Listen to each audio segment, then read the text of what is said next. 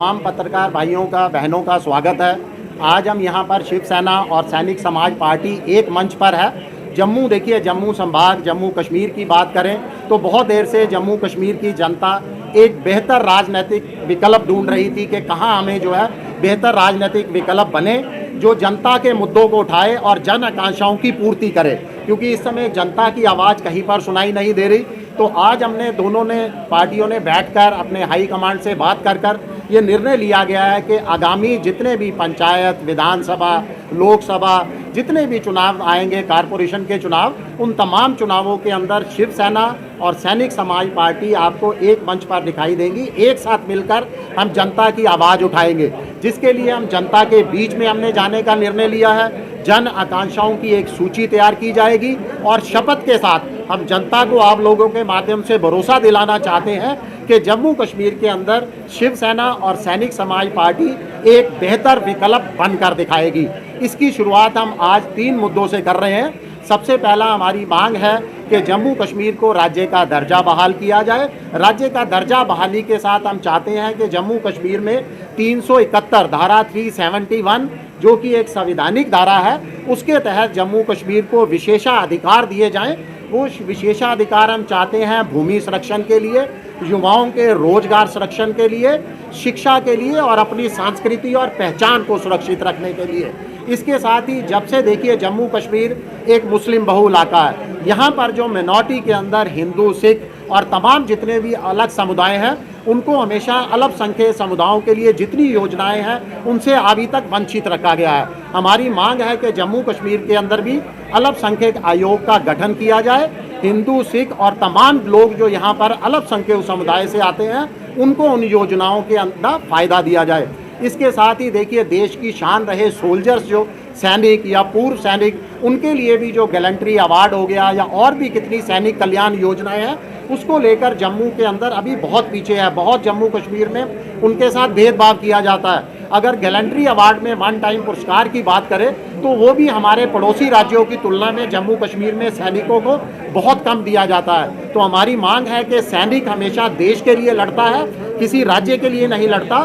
तो सैनिकों को मिलने वाले जो अवार्ड और पुरस्कार हैं उसमें समानता होनी चाहिए। तमाम राज्यों में वो एक जैसी राशि उनको जो है मिलनी चाहिए, अन्य तमाम सुविधाएं एक जैसी मिलनी चाहिए। इसी तीनों मुद्दों को लेकर हम जनता के बीच जा रहे हैं और जनता के अंदर उनकी आकांक्षाएं भी पूछी जाएंगी, एक सूची तैयार की जाएगी। उस सूची की पूर्ति की शपथ के साथ हम जनता के बीच जा रहे हैं और एक बेहतर विकल्प बनने का उनको भरोसा दिलाते हैं। आपने अगर उसको कवर किया, आप देखिए उठाकर पिछले सारे इंटरव्यू के किसी भी मीटिंग के अंदर 370 पर कोई आवाज़ नहीं उठाई गई। हमारा एजेंडा तय होता था कि इसी एजेंडे पर बात होगी। वो एजेंडा था जम्मू कश्मीर में जब गैर स्थानीयों को यहाँ वोट का हक दिया गया था, उसी के ऊपर हमने तय की थी। और इस समय जो ऑल पार्टी मीटिंग का एजेंडा है, मात्र एक एजेंडा है, जम्मू कश्मीर को राज्य का दर्जा और जल्द से जल्द लोकतांत्रिक प्रक्रिया बहाल करना। जब तमाम पार्टियां मिलती हैं तो एक कॉमन मिनिमम प्रोग्राम बनता है। आपको बता दूं कि जम्मू के लोगों को, जम्मू संभाग के लोगों को खुशी होनी चाहिए कि तमाम कश्मीरी पार्टियां, वो पार्टियां जो हमेशा 370 का राग अलापती थी, जब वो जम्मू की पार्टियों के साथ एक साथ आकर एक मंच पर बैठती हैं तो वो 370 की बात नहीं करती। जब 370 को होना बहुत ज़रूरी है, अदरवाइज लोगों की प्रॉब्लम जो है वो सॉर्ट आउट नहीं होगी। उस दिशा में हमने शिवसेना के साथ मिलकर ये संकल्प लिया है कि हम एक अलायंस फॉर्म करेंगे, इलेक्शन इकट्ठे लड़ेंगे और उसके बाद कोशिश करेंगे कि जितनी ज़्यादा प्रॉब्लम है लोगों की, उसको हम दूर कर सकें। अभी इशू बहुत ज़्यादा है। अगर आप देखें इस समय जम्मू कश्मीर के अंदर ये प्रोटेस्ट की स्थिति बन के रह चुका है। हर आदमी जो है कहीं ना कहीं दुखी है, लेकिन उनके पास ऑप्शन नहीं है। तो जो 3 इशू हम लेके चल रहे हैं इस समय, बाद में हम और इशू भी उठाएंगे, लेकिन 3 जो मेन इशू हमने वो इसमें डिसाइड किए हैं वो है तो रेस्टोरेशन ऑफ आर्टिकल 371 जो कम से कम 13 स्टेट के अंदर है।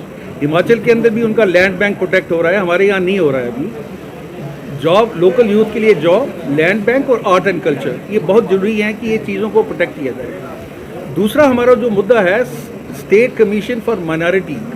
ये हमारी जो कश्मीर सेंट्रल पॉलिटिक्स चलती रही है पिछले 75 साल से, और आपको ये पता है कि ये एक मुस्लिम मेजॉरिटी स्टेट है जिसके अंदर 70% मुस्लिम हैं और तकरीबन 30% जो हैं वो हैं हमारे हिंदू भाई, सिख भाई और क्रिश्चियन भाई। इन लोगों को जो सेंट्रल स्कीम से जो बेनिफिट मिलने चाहिए माइनॉरिटी होने के नाते और उनके जो इंटरेस्ट और राइट को प्रोटेक्ट करने के लिए ये बहुत ज़रूरी है कि स्टेट के अंदर स्टेट माइनॉरिटी कमीशन जल्दी से जल्दी बनाया जाए और इनका जो हक है, हमारी माइनॉरिटी का हक जो पिछले 75 साल से छीना जा रहा है, वो हमें वापस दिया जाए। तीसरा हमारा पॉइंट जो है वो क्या है? सोल्जर्स की इनइक्वलिटी। मैंने आपको पहले ही बता दिया है, यहाँ पे हमें 6% जॉब कोटा मिल रहा है जो एक्स सर्विसमैन आते हैं। पंजाब के अंदर देखिए, हरियाणा के अंदर, हिमाचल के अंदर देखिए, जो गैलेंट्री अवार्ड विनर्स हैं उनके जो एन्युटी एक होती है जो हर साल मिलती है और उसके बाद वन टाइम ग्रांट होती है। इसके अंदर ज़मीन आसमान का फ़र्क है। और इसके अलावा जो कल्याणकारी योजनाएं जो चलाता है पंजाब स्टेट, उससे हमें सीखना चाहिए। उन्होंने बच्चों की ट्रेनिंग के लिए आर्मी में एट ए अफसर लेवल उन्होंने मोहाली में एक इंस्टीट्यूशन बनाया हुआ है। उनकी हर डिस्ट्रिक्ट के अंदर बच्चों को आर्मी में रिक्रूटमेंट ट्रेनिंग के लिए उन्होंने सेंटर खोले हुए हैं। तो ये चीज़ें हम क्यों नहीं कर सकते हैं और हमारी गवर्नमेंट क्यों नहीं कर सकती है? ये हमारी तीसरी डिमांड है।